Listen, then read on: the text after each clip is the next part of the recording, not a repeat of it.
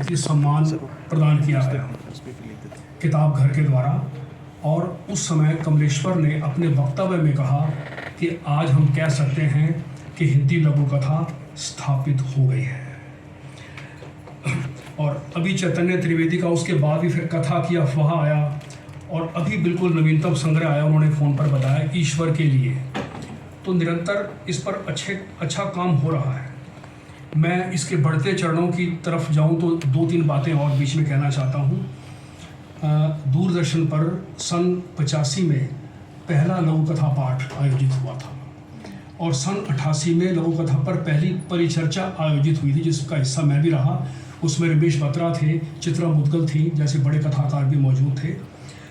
तो सन 2016 में यहाँ आपके सामने देवेश जी बताए चुके हैं, देवेंद्र कुमार देवेश जी के साहित्य अकेडमी ने पहली बार लघु कथा पाठ आयोजित किया था।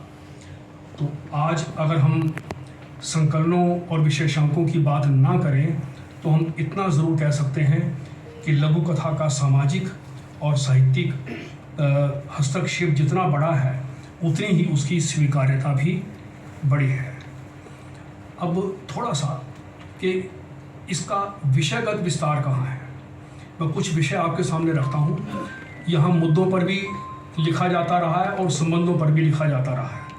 अगर हम मुद्दों की बात करें जिनको हम ज़्यादा महत्व देना चाहेंगे, तो विभिन्न विषयों पर हमारे यहाँ अलग अलग संकलन आते रहे, जैसे शिक्षा जगत की लघु कथाएँ, स्त्री पुरुष संबंध, बाल मनोविज्ञान, महानगर, किन्नर, अनाथ जीवन, दलित समाज, माँ, जीवन मूल्य, किसान जीवन, कोरोना अभी आपने देखा, प्रतिरोध और प्रयोग को लेकर भी ये सब हमारे यहाँ आए।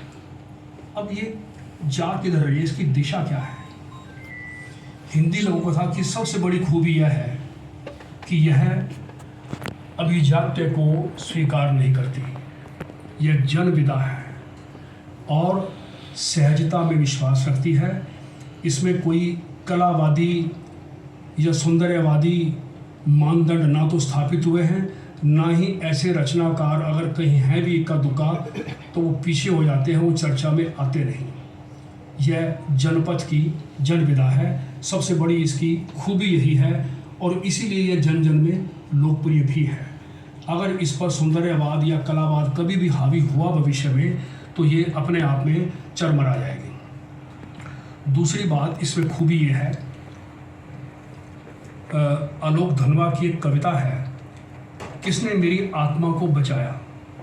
मैं कविता का जिक्र नहीं कर रहा, लेकिन आत्मा को बचाने वाली ऐसी बहुत सारी लघु कथाएँ हिंदी में मौजूद हैं जिनका अलग से नोटिस लेकर संकलन किया जाना चाहिए।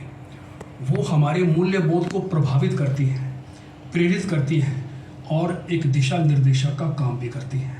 तो ये एक तो इसकी बहुत बड़ी उपलब्धि यह है। दूसरे, अभी मंच से ही इस अंतर्वस्तु और शिल्प की बात भी हुई। रचना को शिल्प की उतनी ज़रूरत है जितना कि वस्तु की मांग है, उसके अलावा शिल्प की ज़रूरत नहीं है। लेकिन जो न्यूनतम उसकी आवश्यकता है वो रहनी चाहिए, और वो रचनाकार अपने मन में गुण कर अपनी उस रचना प्रक्रिया में शामिल करके रचना को सामने रखता है, जो नज़र नहीं आती, क्योंकि ये सजावटी लड़ियाँ नहीं हैं। आप प्रेमचंद को देख लीजिए, बिल्कुल सहज। आप हरिशंकर परसाई का जिक्र किया मंच से, आप उनको देख लीजिए, लगता ही नहीं कि उसमें कोई कला वाली कोई बात नज़र आ रही है, लेकिन उसके पीछे कला है और वैचारिक धरातल है।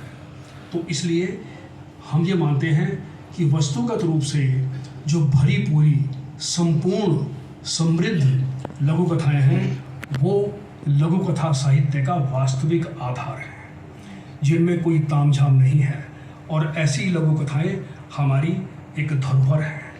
मैं उनकी सूची नहीं दे सकता यहाँ, क्योंकि समय की कमी है और मांग भी ऐसी है।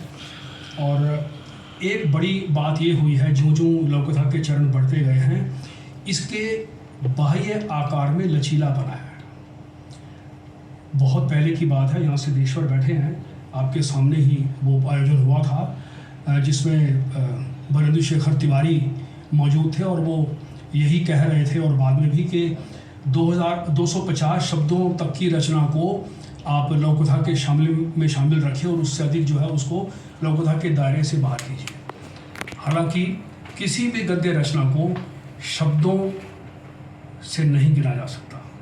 शब्द सीमा और गद्य की विधा का कोई लेना देना नहीं, ना इसमें कोई मात्राओं की बात है ना शब्दों की बात है, ये तो उसकी आंतरिक ज़रूरत की बात है। तो लघुकथा ने जो यथार्थ को व्यक्त करने की समस्या आई, यथार्थ जैसे जटिल होता जा रहा है, अभी यहाँ मंच पर विकेंद्रीकरण और बाजारवाद की बात भी हुई, तो उसको व्यक्त करने के लिए लघुकथा को अपना दायरा बढ़ाने की ज़रूरत थी। लघुकथा ने अपना बाह्य आकार लचीला बनाते हुए वो 500 शब्द, 600 शब्द, यहाँ तक कि 1000-1100 शब्दों की भी रचनाएं मिलती हैं, जिनमें एकोन्मुखता है और एक ही दिशा की ओर जाती हैं, और जिनमें कोई कहानी की तरह कोई छोटी छोटी कोई उपकथाएं भी उसमें उस तरह से शामिल नहीं है जिस तरह कहानी में और उपन्यास में तो शामिल रहती ही हैं। तो ये लचीलापन इसने लघुकथा की स्वीकृति को और बढ़ाया है और उसके जो यथार्थ के आयाम हैं उसको उनमें और शामिल करने की गुंजाइश को बढ़ाया है। थोड़ा सा मैं 21वीं सदी की बात करूं। 21वीं सदी तक आते आते लघुकथा में 2 प्रवृत्तियां हमें दिखाई देती हैं।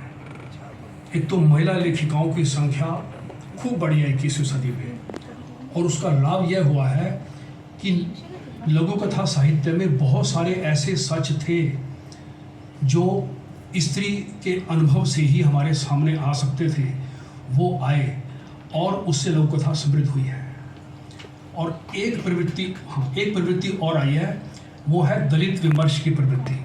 ये दोनों प्रवृत्तियां वैसे राजेंद्र यादव हंस के दौर से 1986 से लेकर और अब तक भी चली आ रही हैं। संजय साहे उसके संपादक अब तक चली आ रही हैं। तो दलित विमर्श की प्रवृत्ति हिंदी कहानी में भी रही, उपन्यास में भी रही। हमारे यहाँ 21वीं सदी में वो बड़ी तेज़ी से फैली है।